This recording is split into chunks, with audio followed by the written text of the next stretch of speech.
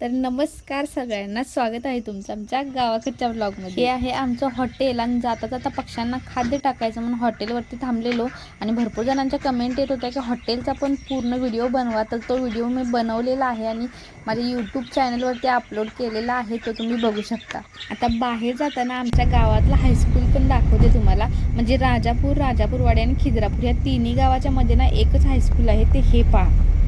जाता जाता शिरोळमध्ये थांबलेलो मंडळी, आपल्याच शिरोळमधलं हरिप्रिया वस्त्र निकेतन तर सगळ्यांना माहितीच। आम्हाला कळालं की इथे सुरू झालाय महाबचतीचा मान्सून आणि सगळ्या कपड्यांवर 70% ऑफ।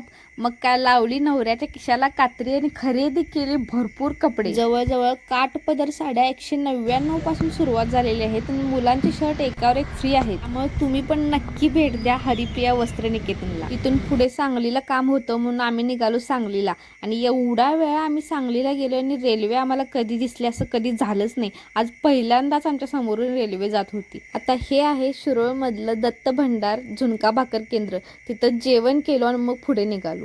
संध्याकाळी मस्त अशी पावभाजी करूया म्हटलं। येताना दुकानातून पावभाजीचा मसाला घेतला, बाजारातून थोड्या भाज्या खरेदी केल्या आणि मग तिथून घरी निघालो। पावभाजी करतानाच एवढं तोंडाला पाणी सुटतं ना की केल्यानंतर कधी एकदा खायला असं होतं। आता एकाच ताटात भाजी पण पाव पण सगळंच का घेऊन बसायचं, तर मला जास्त भांडी घासायला लागू नयेत म्हणून। तर चला आजसाठी एवढंच, भेटूया पुढच्या व्हिडिओमध्ये, तोपर्यंत धन्यवाद।